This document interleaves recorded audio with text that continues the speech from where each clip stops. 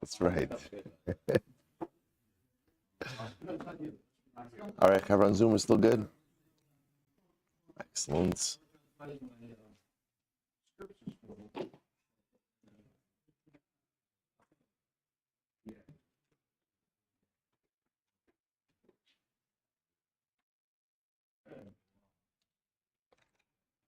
All right, Shabbos, say good morning, good morning. Let us begin a beautiful, beautiful daf ahead of us today. Begin by thanking all of our sponsors. Thank our Time and Torah sponsors for the month of Nisan. Paul and Kathy Pollack for dedicating all the Shimon Trushels this month in memory of Paul's parents, Shmuel ben Zechariah and Sarah Bas Avram, and to thank Shane Dean Avram Kelman for dedicating all the Shurim this month in memory of Avram's mother, Sarah Braina Bas Yoshua Heschel. To thank our Day of Learning sponsor, Yehuda Buchwalter and family, in memory of Asher Buchwalter, Zichron Livracha, and in commemoration of the 78th anniversary of his liberation from Buchenwald. Incredible. To thank our Daf Yomi sponsors for today, Greg and Rachel Levitan, in commemoration of the 5th yard site of Rachel's mother, Sylvia Schreiber. We hope that in the merit of our Talmud Torah, all of the Neshamas will have an Aliyah and the families in Nechama. With that, let us begin. Today's Daf is Chaf Aleph 21. We are picking up Emiras Hashem on 20b. Chaf Amud Beis. So let's just pick up again at the two dots, the second two dots up. V'heim omrim hotzi'uha. We actually started this already yesterday. So this is 2, 4, 6, 8, 10, 12, 14, 16, 18, 20, 22 lines up from the bottom. V'heim omrim hotzi'uha. So remember again, this is talking about once the waters begin to check her, the Mishnah explains that the effects are really instantaneous. So they would say, quickly go ahead and take her out before she dies in the Beis HaMikdash.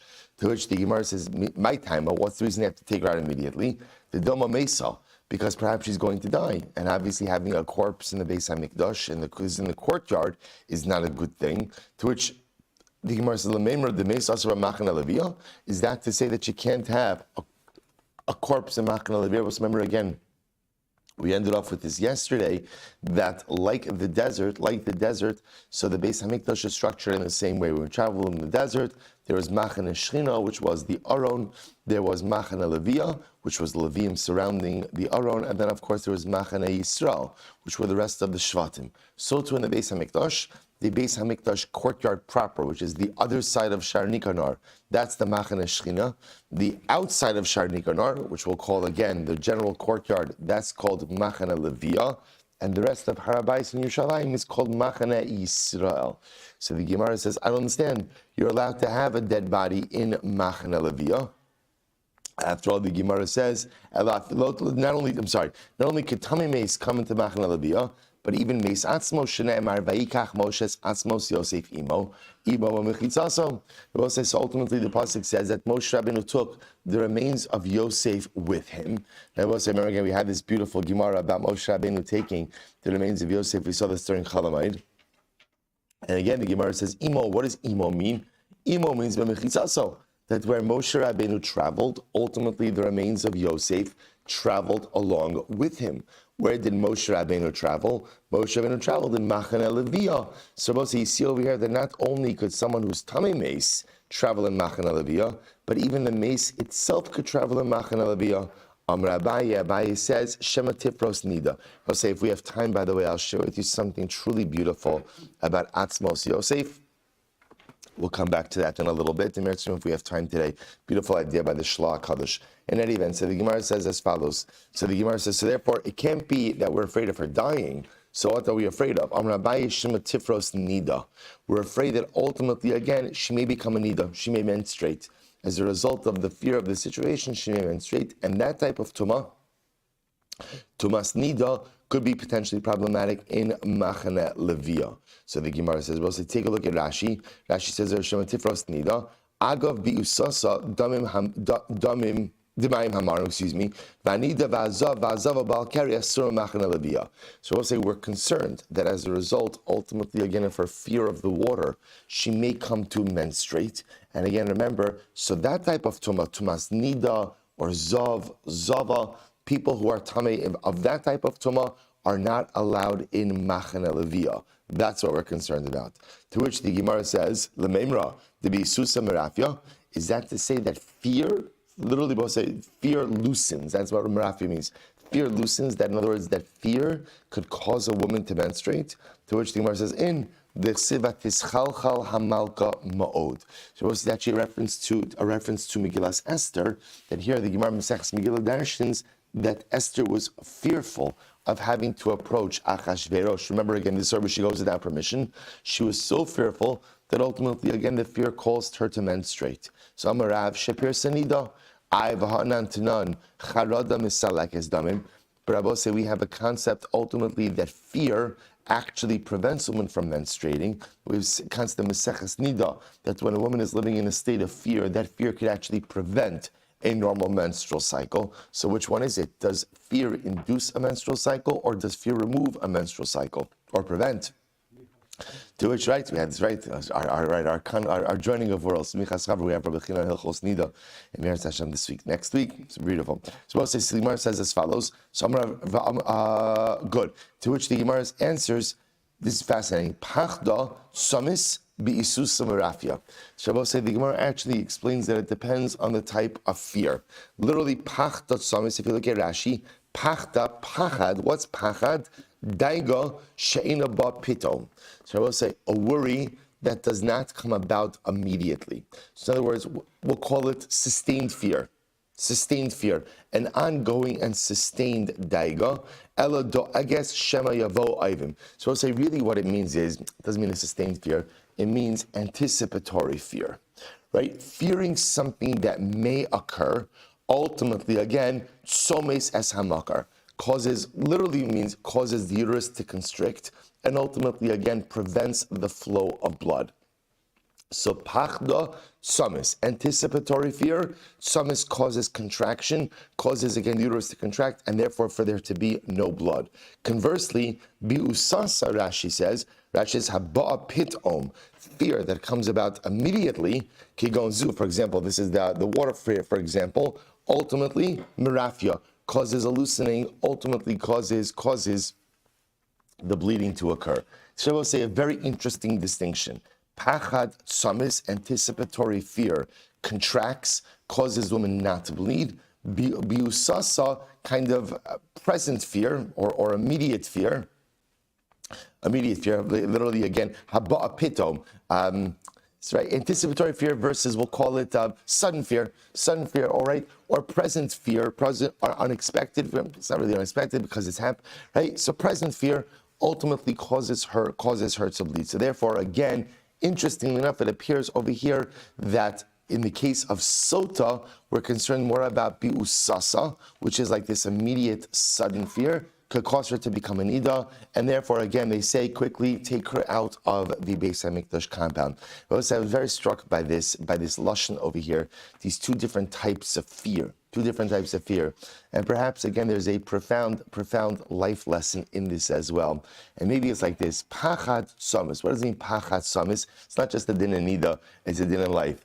I was saying there are people who live life with constant anticipatory fear.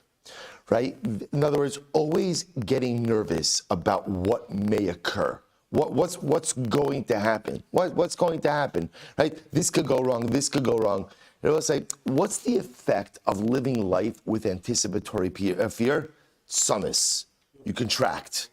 You're frozen. You're paralyzed. Because if at any given moment you contemplate all the things which can go wrong in life, there's a limitless number of things that could just go off the rails. So if you live life with pachad, samis, you contract, you're frozen, you're paralyzed, and you can't do anything. Masha'en kain bi'isusa marafia. Rabbi say, what's bi'isusa? So bi'isusa, Rashi says over here, haba pitom. So bi'isusa perhaps means an approach to life where you just roll with it. Right, whatever it is, right, whatever is going to happen, pitom, whatever is going to happen immediately, okay, I'll deal with it as it comes along, right? I'll deal with it as it unfolds. And if you live a life ultimately again of bi'isusa, what happens? Merafia. What does merafia mean? Merafia means it's loose. Merafia means you find a way to navigate, you find a way to pivot, you find a way to move forward. Bi'isusa, live life with constant anticipatory fear about what may go wrong. Sumis, contraction, paralysis, can't do anything. Bi'isusa, a willingness to just engage and encounter the challenges of life as they unfold. Merafia, you're loose, you're able to pivot, you're able to meet the challenges. Incredible, incredible idea from Chazal. Let's go back there. Yesh l'schus haisa tola. Let's remember again, if she had a schus, the schus ultimately again could go ahead and stave off the effects of the waters. So the Gemara says, money must nisin. Who's, and I remember I'll say, our Mishnah spoke about the idea that the waters, that the schus could be tola for a year, 2 years, 3 years. So the Gemara says, whose opinion is this? Money must nisin. Lo Abba Yossi ben Chanan, v'lo Rabbi Elazar ben Yitzchak ish Kfar Daram, v'lo Rabbi Shmuel. It's none of these opinions. This anyo im yesh lo schos tol lo shlosh chadashim kedei akaras over divrei Abba Yossi ben Chanan. So Rabbi Yossi ben Chanan says if she has a schos, the schos could go ahead and delay the effects of the order for 3 months. What's 3 months? What's 3 months? The amount of time it takes for a pregnancy to become visible. So Rabbi Elazar ben Yitzchak ish Kfar Daram omer tes chadashim, not 3 months, but 9 months. Shene'emar v'niksa v'nizra zera ulahalon hu omer zera ya'avdena yisupar zera aray l'saper. Fine. Rabbi Shmuel says 12 chodesh, 12 months. So this last piece is absolutely incredible. Where does he get 12 months from? Shabbos say this is based on a story in Daniel. So the backdrop to this is the Navi Daniel says to Nebuchadnezzar, there is a divine decree that you are going to be punished. Nebuchadnezzar's punishment, by the way, is that ultimately, again, he suffers some type of breakdown that leads him to think that he's an animal, and he ends up living with the animals. Daniel says to Nebuchadnezzar, you could effectively stave off this decree if you engage in chesed.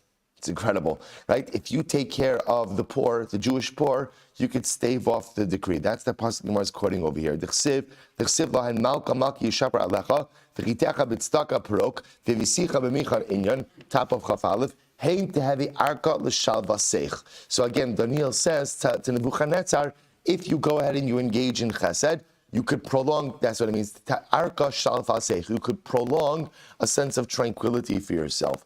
And how long does it work for Nebuchadnezzar to stave off the effects of this decree?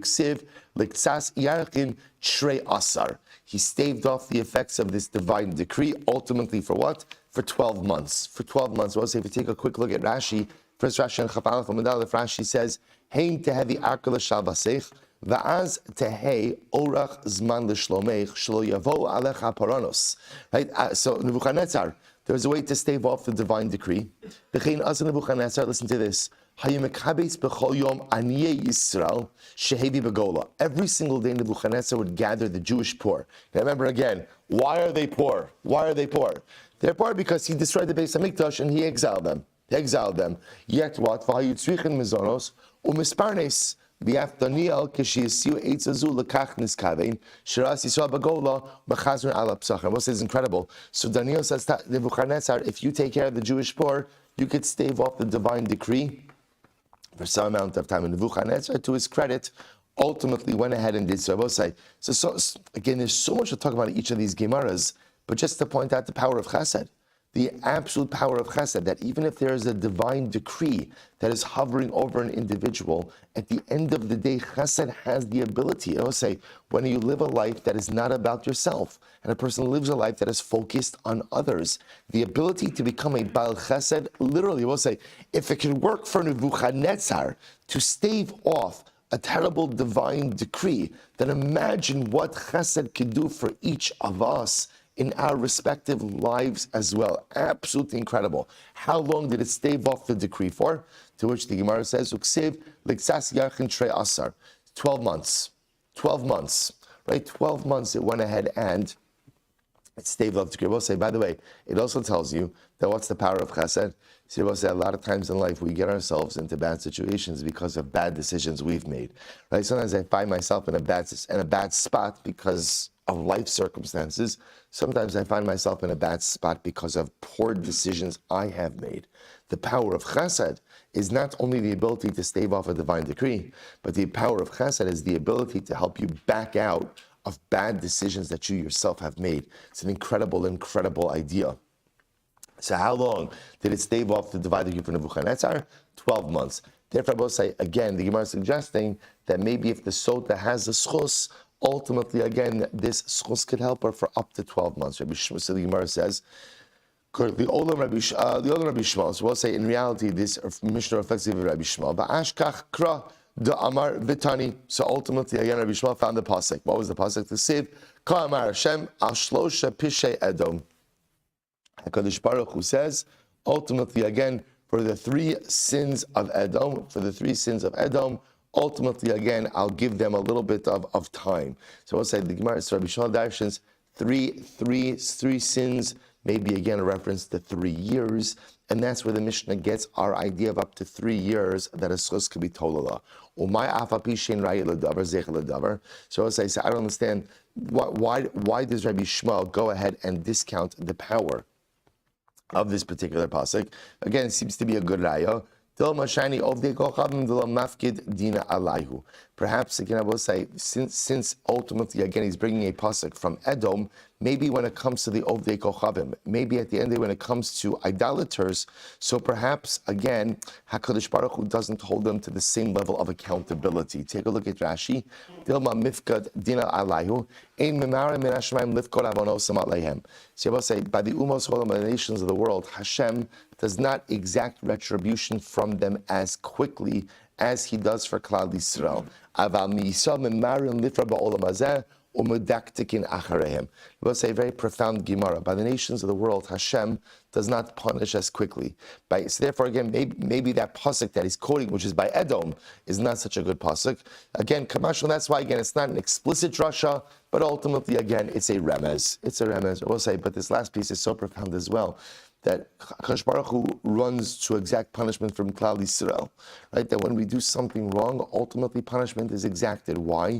That's for our benefit. It's for our benefit, because so much better to go ahead and have judgment measured out against us in this world, so that whatever iniquity and whatever culpability there is, let it be done with, so that Meretz Hashem, it paves the way, ultimately, again, nationally and individually, for a beautiful Olam Haba.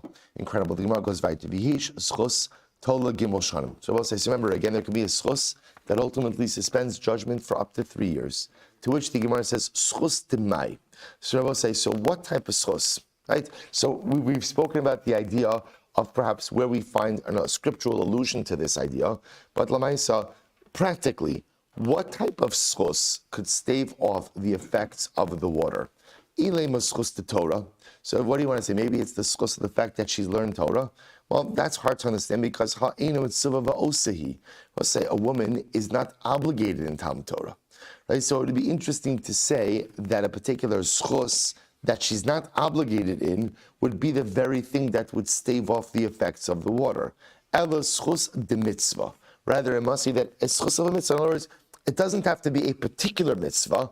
Rather, what the Mishnah is saying is, if she has amassed some amount of positive spiritual activity, that activity, we'll call it mitzvah, has the ability to stave off the effects of the water. To which the Gemara will say is incredible Gemara. Schos de mitzvah mimagna kulihai. It will say, is a mitzvah that powerful to save one? In this context, to save a woman from Sotah, from the effects of the Sotah waters? And in general, does a mitzvah afford that level of protection? Vatanya, Rabbi says incredible. We learned Ezudar Shar Menachem Bar Yossi. Rabbi Menachem Bar Yossi dashed in the following thing: Kiner mitzvah v'Torah ar.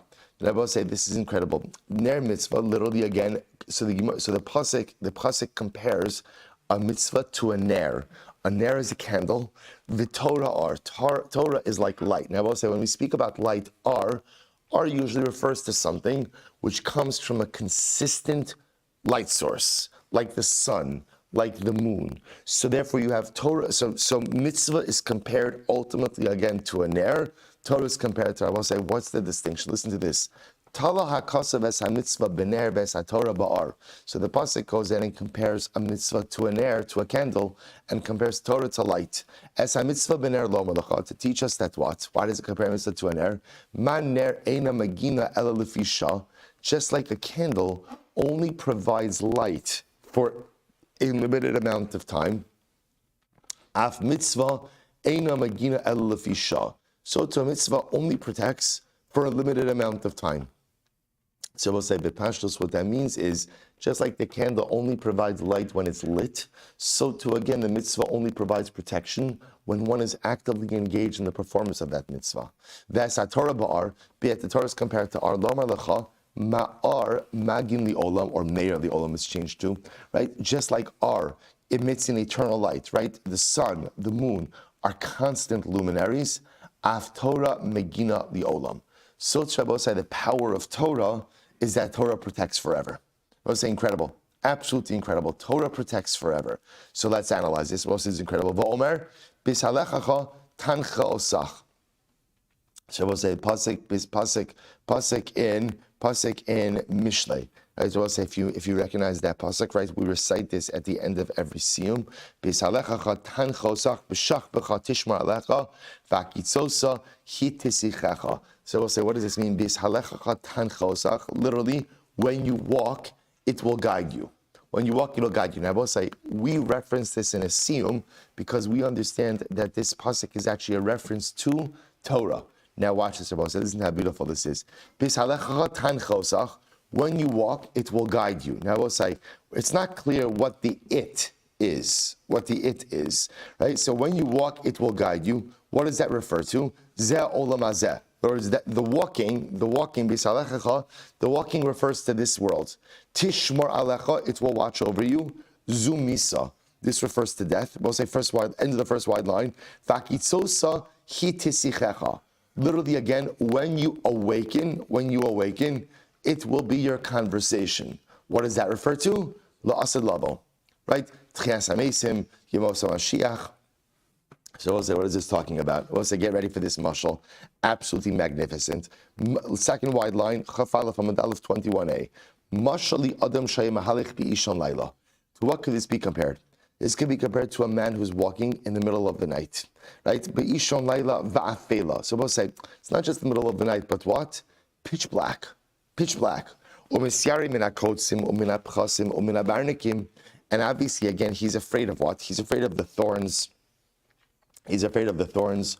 Ultimately, again, he's afraid of the pits, right? And he's afraid of all types of thistles. He's afraid of the things that could hurt him. Not only that, he's afraid of wild animals and he's afraid of robbers. And to compound all of this, see, he's afraid of, right, the natural obstacles. He's afraid of robbers. He's afraid of wild animals. And to compound this, to compound this, what? He doesn't know where he's going. So not only is it pitch black, so he can't see what's out there, he doesn't know which direction he's going in. So we'll say, so what happens? We'll say, and obviously you understand the metaphor, right? You understand the metaphor. The metaphor, of course, being for the journey of life. That often we're in this world, we're in this olam hazeh, and I will say, I'm often walking in darkness. I'm walking in total darkness. And because I'm walking in darkness again, there are physical dangers of which I am unaware. And ultimately, again, there are spiritual dangers of which I'm unaware. And the most difficult part of the journey in this world is I don't know if I'm going in the right direction of life. I don't know if I'm headed down the right path or not. So what happens, Rabbi saying, suddenly again, someone gives me a torch. So I'll say, what does the avuka shel ar do? Nitzal min hakotsim umin hapchasim umin habarnikim. So what that does is, it saves me. I can see a little bit like the ground in front of me. So it saves me from the thorn bushes, and it saves me from the pits. Right? It saves me from all that stuff. And I will say, what's the torch? Look at Rashi. Nizdam lo avuka shel ar kach zaka l'kayim mitzvah nitzal mimiktzas paranos. So I'll say, the torch is a mitzvah. So a person engages in a mitzvah. What does a mitzvah do? A mitzvah gives you light. And what a mitzvah does is a mitzvah affords some level of protection. So suddenly, I'm not falling into pits. Suddenly, I'm not tripping over thorn bushes. So mitzvah gives me some amount of light. So I will say, and again, the light is, I can see the area immediately around me so that I'm not falling into pits. I'm not falling into thorn bushes. But what's the problem? But I still have to worry about wild animals and robbers. And also, be'ezo derech mahalech. And I don't know which direction I'm going in. And I will say, we're going to see over here the different pieces. So, right, the thorn bushes and the pits, that represents, I will say, that represents certain physical dangers. So a mitzvah has the ability to protect me from certain physical dangers. That's the light. But even if I'm safe from spiritual dangers, I will say, what am I safe from? The spiritual dangers. Right? That's represented by the robbers and the wild animals. That's the Yetzer Hara. Those are the very forces which literally seek to spiritually derail me. So what happens? So even though I have the torch of the mitzvah, that helps to save me from some physical dangers, but I still have to worry about the spiritual dangers of life. So I'll say, and furthermore, I don't know where I'm going. Kevan Shalom Uda Shachar, then the sun rises. I will say sunrise over here. Sunrise, it represents ultimately, again, Torah. I engage in the study of Torah. What does Torah do? Torah illuminates my world. And the study of Torah girds me with the spiritual strength to resist the Yetzer Hara. So we'll say the sun comes up, I engage in Torah, suddenly I have the ability to combat the thieves, right, the robbers and the wild animals of life. So we'll say, it's not absolutely amazing. It's not absolutely amazing. So here we'll say, listen to the metaphor. I am this person in this world of darkness, and there are all of these dangers lurking around me. First thing, get your torch of mitzvahs. Engage in mitzvahs, because we'll say, what do mitzvahs do? Mitzvahs save me from the physical pitfalls of life. Engage in a life of mitzvahs, and it saves you from the thorn bushes and from the pits, the physical obstacles of life. Engage in Torah. And what does Torah give me? Torah is the torch that I carry with me. And where I will say, as long as you're holding that torch, what does the torch do? It keeps the robbers, the mitzvah is the torch, right? Hold the torch of mitzvah and ultimately save yourself from the physical dangers of this world. Then I will say, but that's not enough. I need the sun. Of Torah.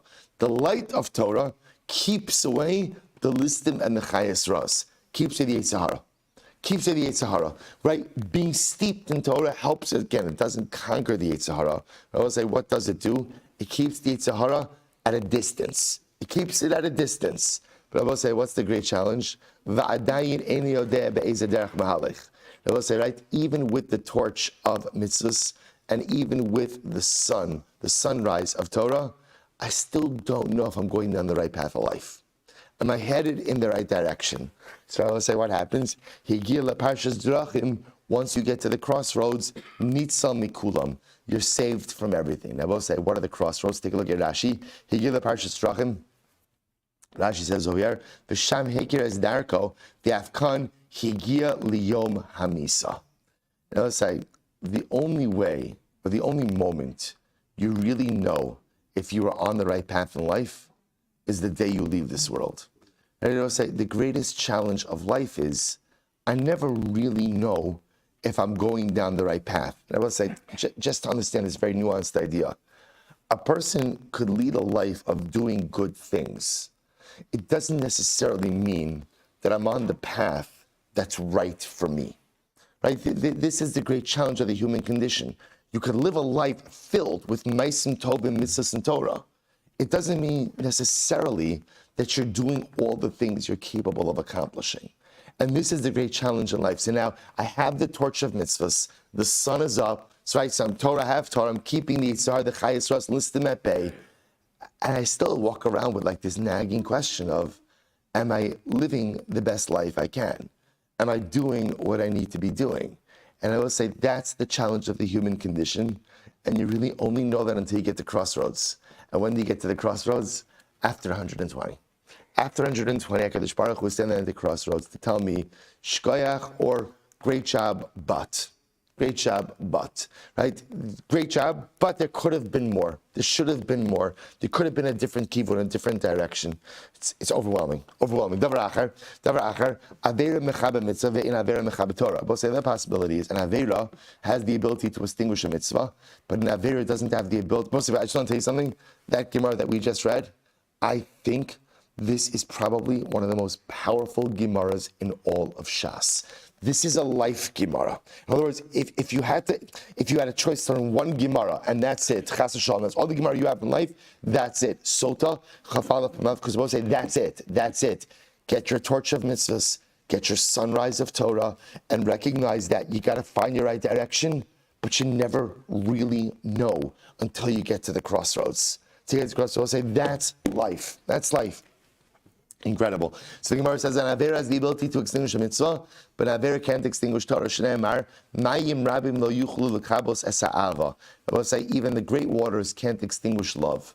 The love in this context, of course, is a reference to Torah. So we will say, because truth is, what does a Jew love in life more than Torah? Incredible. Rabbi Yosef, mitzvah be'ina da'asik ba. So further discussion, Rabbi Yosef says, a mitzvah, when you're actively engaged in it, Migna umatzla. Rabbi say this lashon is very interesting. Migna umatzla. Rabbi say migna means it saves you from yisurin, from suffering, from negative physical events. Matzla means it saves you from the Yetzer Hara, right? From the evil inclinations, proclivities, wants, and desires of life. So Rabbi Yosef says like this: when you're performing a mitzvah, migna, it protects you from suffering. Umatzla, it saves you from the Yetzer Hara. Okay, so the Gemara says, Be'ina delo asik bei, but when you're not doing a mitzvah, in other words, what happens after the performance of the mitzvah? So I'm no longer doing it, but I have the schos. Agune migna, atzula matzla. It saves you from suffering, but not from the Yetzer Hara. Isn't that incredible? Right, so a mitzvah could save you from suffering even after the performance, but it only saves you from the Yetzer Hara when you're actively performing it. Once it's done, it no longer saves you from the Yetzer Hara. I will say, we don't need a Gemara to tell us that. I know that, right? That's life. That's life, right? I know when I'm actively performing a mitzvah, I'm pretty safe from the Yetzer Hara. Once it's done, I might have the schus, might protect me from other things, but not from the Yetzer Hara. Torah, bein be'idna da'asik bei, bein de'idna da'asik bei, migna umatzla. But Rabbi Yosef posits Torah, the power of Torah, is that whether you're learning it or you're not learning it, it has the ability both to protect you from suffering and as well as from the Yetzer Hara. Maskif la Ravas, Rabba says, El me'ata, doeg v'achitofel, milo aski v'torah, amaylo egina layu. So if that's the case, doeg v'achitofel. All right, I'll say again, who are enemies of David HaMelech. They learned Torah. So ultimately, again, why did that not prevent them from making mistakes?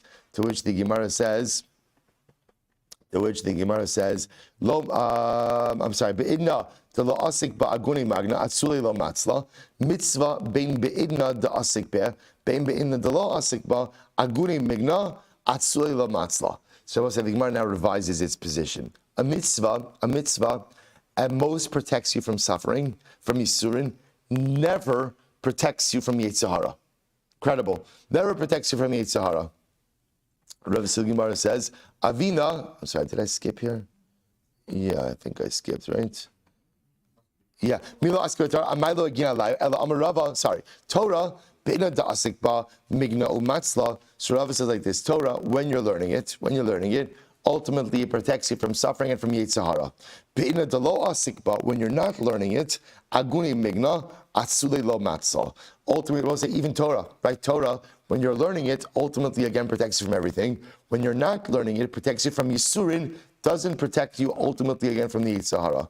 So mitzvah, bein be'ina da'asik ba, bein de'idlo asik ba, agune migna, atzule lo matzla. We'll say, but a mitzvah is less powerful, and a mitzvah at most only has the ability to save you from suffering, never has the ability to save you from the Yetzer Hara. Incredible. Ravina says, so I will say just pointing out how you see this interesting machlokas about the power of Torah versus the power of mitzvos. And I will say one thing is absolutely clear, which is absolutely riveting to contemplate, that the power of Torah is more powerful than the Torah of a mitzvah, right? Which is fascinating, right? Because again, generally our whole conception of Torah, it's lilmod al manas la'asos, right? The whole point of Torah is in order to inform and to shape what you do.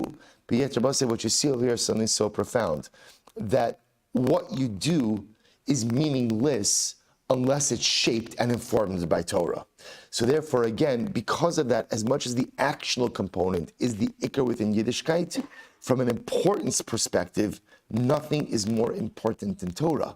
Because without being grounded in the hashkafas of Torah, everything else I do is unanchored. And if it's unanchored, I run the risk of really getting myself in significant trouble. That's why from the perspective of Chazal, the Torah has a protective power that mitzvos never have, which is really an incredible idea to contemplate. Ravina says, we'll say, so remember again, how do we get into this whole thing? We're trying to figure out what zuchos does the Sotah have that could offset or stave off the power of the waters. So Torah. In reality, we'll say back to what we said before, it's the source of Torah that has the ability to stave off the effects of the water.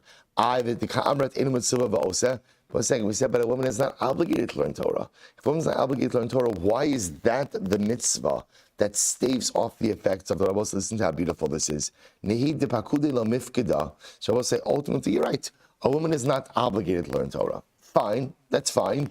But listen to this, I will say, be'igra, the mikrin umasnin benayhu. But not, so I will say, in the schos, that literally, again, the mikrin umasnin benayhu, if you take a look at Rashi, Rashi says, second wide line, the mikrin umasnin, shetarchos al benehen, la'abi and la'beis ha-sefer, likra mikra v'lishnos mishnah. In the schos, that a woman often prepares her children to go off to learn Torah, right? She prepares them, right? Literally preparing them can mean everything from literally preparing them to taking them, to picking them up, to waiting for them. Right? Or as I will say, it's a plug for carpool over here, right? But Lamaisa, right? In the merit of the mother going ahead and preparing and taking her children to learn, and ultimately again, and she waits for her husband to come home from the Beis Medrash. Milo palgan ba'adayu. Does she not receive a large portion of their schar as well? Then I will say, what does this mean? What does this mean? So I will say, it's such a beautiful Gemara.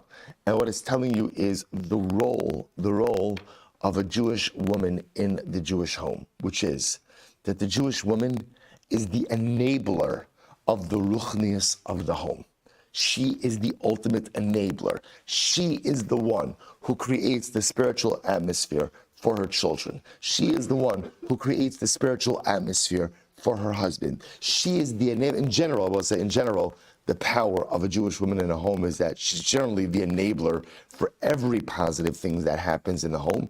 But specifically here, the Gemara is making a reference or a focus on the ruchnius. She is the one that allows the Torah and the ruchnius of the children to actualize. She is the one who allows ultimately, again, the Torah and the ruchnius of her husband to actualize. So because she is the enabler, I will say, we've seen this many times in Chazal, that sometimes more than the merit you could accrue for yourself by doing something is becoming the enabler for other people's spiritual growth.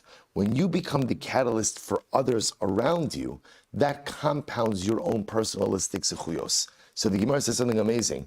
What schus does the Sotah have? It's the schus of Torah. But she's not obligated to learn Torah. It's not just simply talking about the schus of the Torah she learns, but rather it's talking about the schus of the Torah that she enables in the other members of her family. The schus of the spirituality that she enables in her children, in her husband. That schus is so powerful that it can even stave off the effects of the Sotah waters. I'll say, by the way, you'll say to yourself, but come on.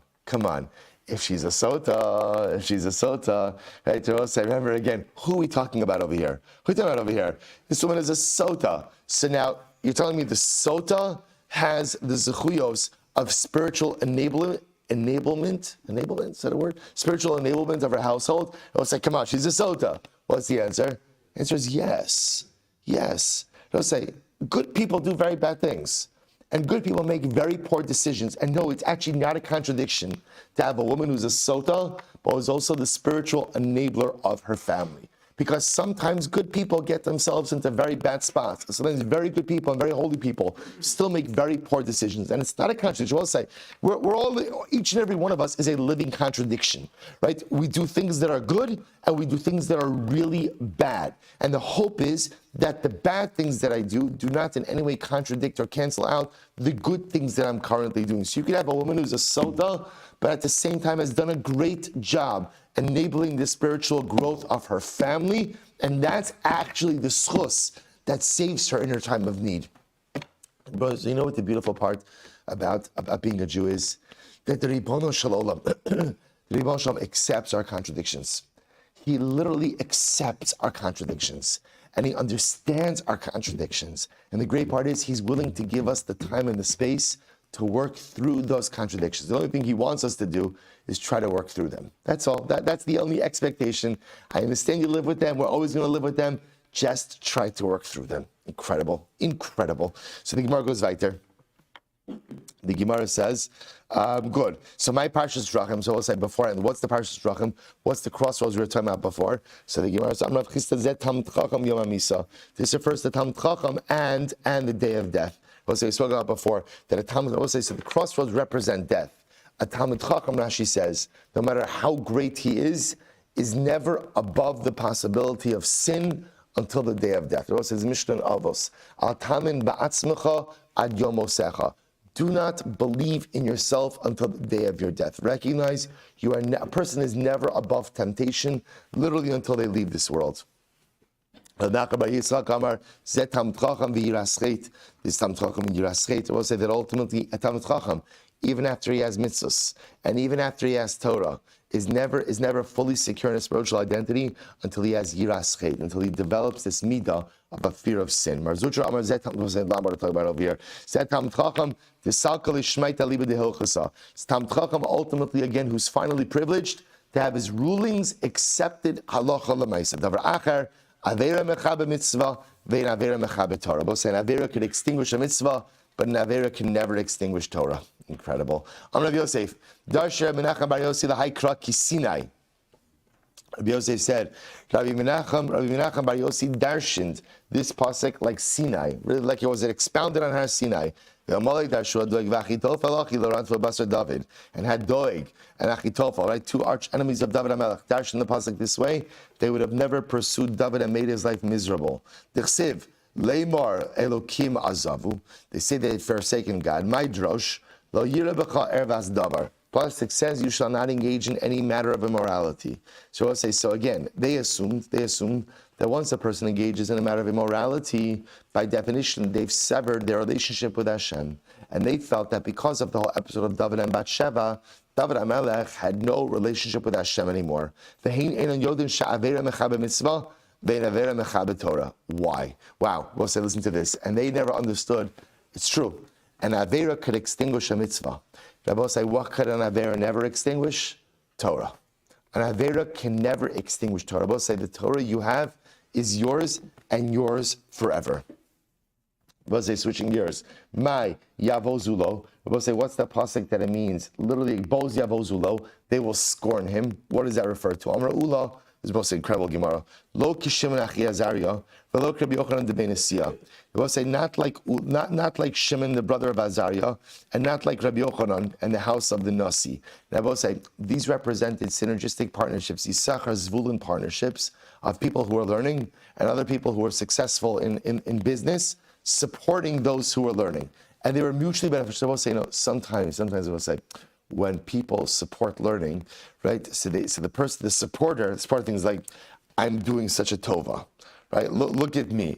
I'll say, what the person doesn't realize is when you're supporting someone in learning, I'll say, the supporter gets more out of this relationship than the one who is learning, or just as much out of the relationship than one who is learning. Because I want to say, when you support Torah, you get the zechus of Torah. So the Gemara points out over here, there are certain relationships where their supporter, we'll call it the Zavulun, the worker, recognized that he was getting as much out of this relationship as the Issachar, as the learner. Contrast that,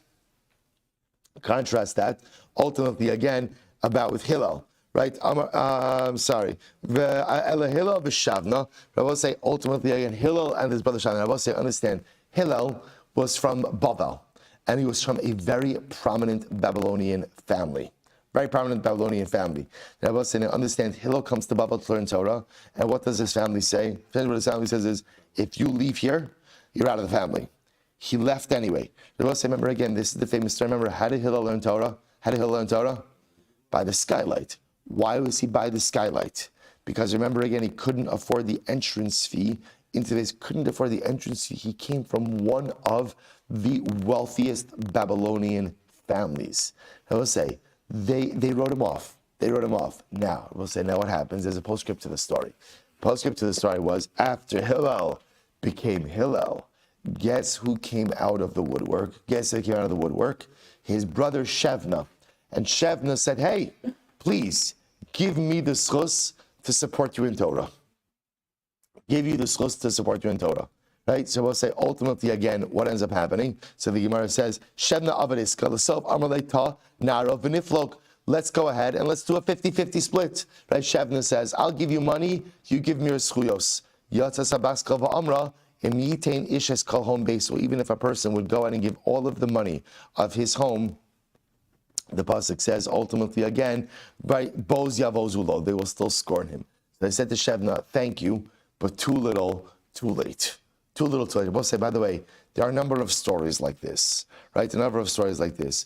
Ultimately, again, you have, of course, Rabbi Akiva, who had a very similar story as well. His father-in-law, Kalba Savua, totally wrote him off. After he becomes Rabbi Akiva, ultimately, and Kalba Savua wants to go ahead and share his wealth. So we'll say it's an incredible, there's so many lessons from the story. I will say that I think for us, the major takeaway is if you want greatness in Torah, you have to be ready to sacrifice something. Right? Greatness in Torah does not come by having your cake and eating it too. Right? Greatness in Torah only comes by willingness to sacrifice. Hillel was willing to sacrifice. Rabbi Akiva was willing to sacrifice. So we also have to sacrifice. Now, I don't think it means for us that you have to go away and sacrifice your money. I think for us, what it often means is I have to sacrifice the taivas, the desires that are holding me back. I have to sacrifice, again, the forms of worldly engagement that are not good for me. Those are the things I have to sacrifice. But greatness in Torah only comes to those who are willing to give up the things which are holding them back. Incredible. We'll say, Amar Beis, Amar Ben Azai, Chayiv Adam L'Lamed. Rabbi Eliezer will call it, Hamlamed is Bito Torah Malam the Tiflos. We'll say, remember again, then the Mishnah kind of segued into a very interesting discussion about teaching one's daughter Torah. Right? So we'll say, interestingly enough, Ben Azai said, a person should teach his daughter Torah. Well, now, why did Ben Azai say this? So we'll say there's really two ways of looking at it. Either because this way she'll have the schus of Torah, and ultimately, again, I will say kind of tying this all together, if a man teaches his daughter Torah, she'll recognize the importance of Torah. If she recognizes the importance of Torah, then what? Then she'll become the spiritual enabler of her family. Right? I will say, if a woman doesn't know the importance of Torah, how could she be expected to become the spiritual enabler of her family, right? I only know the importance of something if I'm taught it, if I'm exposed to it. If I don't know it, so Ben Azai says, teach your daughter Torah. Teach your daughter Torah. This way, again, first of all, she becomes conversant and she becomes knowledgeable, which is important even if she does not have an obligation. Second of all, she comes to appreciate it. And if she appreciates it, then in Eretz Hashem, one day when she has a home of her own, she will want to instill this in her children, in her husband. She will become the enabler of other people's spiritual growth, which is I will say, greater than your own spiritual growth is becoming the enabler of other people. Let's say very quickly. Then it says, about Avraham Avinu. Avraham Avinu was promised that he will have descendants, kikoch ve'hayam. Like the stars of the sky, like the sensing. Did it ever happen from Avinu? Did it ever happen? Did it ever happen? Not directly, but Avraham Avinu becomes the enabler for spirituality in the world. We'll say, who is the father of spirituality in the world? Who is the father of all spirituality in the world? Of the three major faiths, it's Avraham Avinu.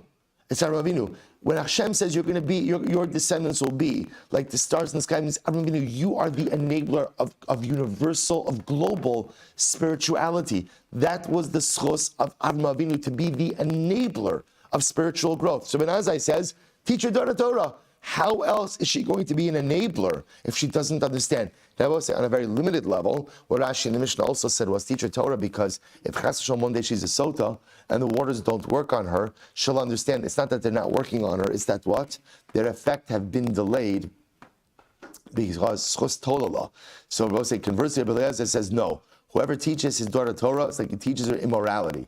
What does that mean? Tiflus Sagadaitra, Elaima Ki'ilu Lamda Tiflus. It's as if he has taught her in immorality. We'll say, look at Rashi, Ki'ilu, Shemitocha hi mevina armumis, va'usa divareh batzneya. This is very interesting. There is a byproduct of learning Torah, which is fascinating, which is what? It teaches you a little bit of cunning skills. I would say, what does this mean? So I would say, you know what the best part of it, we've all had this in our own lives. I would say an interesting skill set is developed through learning. What's the interesting skill set? You could rationalize almost anything. Right? I would say it is. We're going to put this in the advertising material for Daf Yomi in the future, right? Come to the Daf, and you could actually rationalize. You could touch up pretty much anything you actually want to do in life. First of all, you'll almost find a shita for anything, right? You can find an opinion to support pretty much anything. And Lamaisa, with a good lamdish cup, right? With a good head for learning, you can rationalize a whole bunch of stuff. So there is, I want to say, so it's interesting. It's like anything in life. Anything positive comes with a potential spiritual downside. That's the way it works. That's wherever there's Yaakov, there's Esau, right? Wherever there's Chara, there's Tumah. That's always like that. So there is a certain danger that comes about with learning. So I will say, so interestingly enough, Rabbi Eliezer is concerned about that danger. He says that perhaps a girl, perhaps a woman, a girl possesses a certain level of just, not innocence is the wrong word, but almost like a straightforwardness. I don't know what the right word is. I'll call it straightforwardness. And Torah kind of injects you with a little bit of this ability to rationalize. And that's dangerous. I'll say, isn't that an incredible idea? Sometimes there is something to be said, ultimately, again, for just being a straightforward person who does not get wrapped up in all of the intellectual analysis of various. And I will say, no, don't just sometimes crave for that. I will say, the best thing sometimes that I love learning is, especially like when you want to get your head straight, is when you open up like the most esoteric piece of Chassidus. I say, you open it up, you read it, and you plug away at it for like 15, 20 minutes, half hour, and then you look at it and you realize, I have no idea what it's talking about, but it's the best feeling in the world. Why? Because I will say sometimes the greatest spiritual moments are not the ones you use your intellect, but it's the ones in which you use your heart. And so the Torah is beautiful. But Torah gives you all the tools of intellectual analysis. And the truth is, to be very honest, those aren't always my greatest saviors in life. Right? Those aren't always the greatest things. Sometimes being a Pashat Yid, being a simple Jew, is the best thing. So therefore, you see this tension. Amar Rabbi Avo says, "My time to Belazar Tichsiv Ani Chachma." So as he quotes over here the pasuk, Ani Chachma Shachanti Arma. So I'll say literally it says, Ani Sharai Kevan Shenichnas Chachma Ba'adam. Once wisdom enters into a person, ultimately Nichneses Imo Armumius. Ultimately, there's a certain cunning nature that has entered the person as well. So I'll say this is important to understand, right? Lamaisa, something really incredibly profound. That as incredible as Torah is, as beautiful as Torah is, understand it complicates us. Utilization of the intellectual faculties is beautiful and is a gift. But it's important to understand sometimes it really does create difficulties in life. Rabbanan, hi ani chachma, my abdi. What did the Rabbanan ultimately do with this ani chachma? So Rabbi will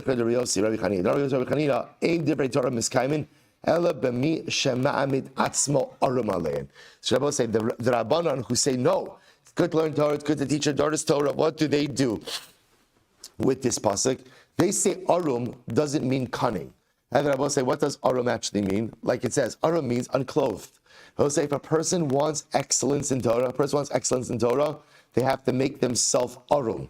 What does it mean? Rashi says, Shepirish mikala sakim v'nasa ani v'chasr. Sometimes you have to divest yourself of everything else when you're learning. Rabbi will say, on a global level, what this can mean is, that Allah say you want excellence in Torah. Rabbi say excellence in Torah comes from singular dedication to learning. And I will say, you could look at this on a global level and say, yes, if somebody wants to become excellent in Torah, they have to focus on that and that alone. I will say, I think for our purposes, what it also means is like this. We speak about this often. I will say, if you want to maximize your learning experience, eliminate distractions.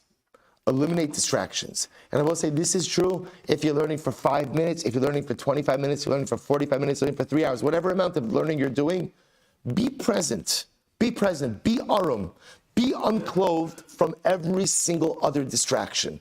If you make yourself, we know this, whenever you do something and you're distracted, you get about 65% of the experience. It doesn't matter if it's your learning, if it's your meeting, if it's your family time, whatever it is. If you are distracted, you're getting maybe 65% of the entire experience. So the Rabbanon will say, Vani chachma shachanti arema. If you want chachma, you want Torah, when you are with it, right, when you are engaged, be arum. Go ahead and remove everything else from yourself.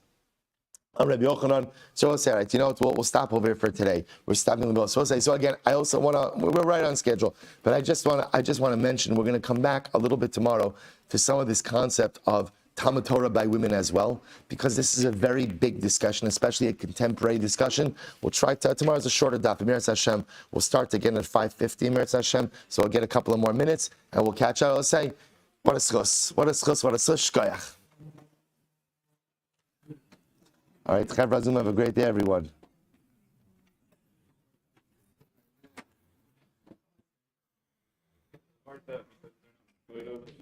That's what it's not working. I know the rest of going to talk about. No, it's that. Why would be the schos something you're not mechuyev in? But nothing that's what he's saying. It's cute. It's you're teaching them like the saying rational. No, I don't think that's not because they're. Oh.